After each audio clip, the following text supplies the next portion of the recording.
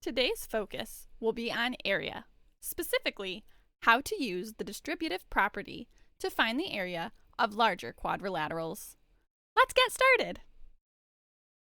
Before we begin, let's review some important vocabulary. Firstly, area model.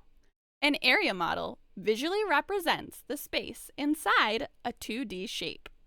Secondly, the distributive property. The distributive property says we can cut, multiply, and add them together. This strategy works well when solving for the area of larger 2D shapes. Finally, quadrilateral. A quadrilateral is any shape with 4 sides. Now, let's apply this vocabulary to deepen our understanding of area. To find the area of this quadrilateral, I can count unit squares, skip count, or multiply. For this particular problem, I will multiply, because multiplying or skip counting by 10 is much faster than counting. I see that there are 7 rows and 10 columns. 7 times 10 equals 10, 20, 30, 40, 50, 60, 70.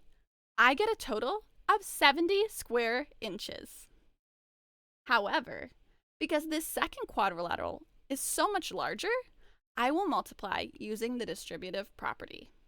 The distributive property says that I can cut, multiply, and add them together. Let's try it. First, I will cut this area model into 10 and 6. Next, I will find the area of each new part by multiplying. I now have 4 times 10, which is 40, and 4 times 6, which is 24. Finally, to get the total area, I will add them together. 40 plus 24 is 64 centimeters squared. The distributive property doesn't change the area. It simply breaks challenging problems into smaller, more manageable parts. Let's try another. If I have a quadrilateral that is 38 feet long and 7 feet wide, what will the total area be? To solve for area, we multiply. That means 7 times 38. I don't know about you, but I don't want to skip count by 7 38 times. I am going to use what I know about the distributive property to make this easier. First, I will cut 38 into 2 smaller parts, 30 and 8. Next, I multiply. I now have 7 times 30 and 7 times 8. 7 times 30 is 210. 7 times 8 is 56. Finally, I add them together.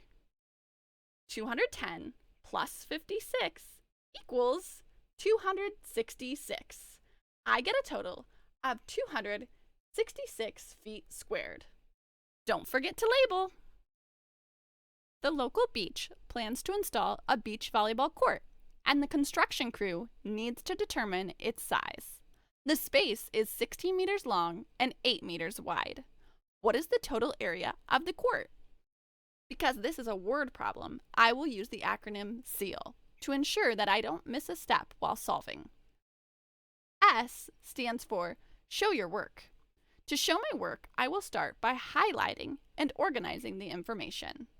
Next is E. Write the equation. Because I am solving for area, I know that I can multiply. My equation is 8 times 16. A stands for answer. Because this is a larger multiplication problem, I am going to use what I know about the distributive property to solve.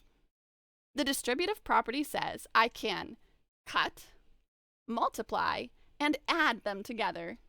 I will start by cutting the bigger side length, 16, into 10 and 6. Next, I multiply. I now have 8 times 10 and 8 times 6. 8 times 10 is 80, and 8 times 6 is 48. Finally, we add these two smaller areas together. 80 plus 48 is 128. I get a product of 128 meters squared. When solving for area and completing word problems, it is essential to label. Area can be found in a variety of ways. Be sure to choose the strategy that works best for you. Happy solving!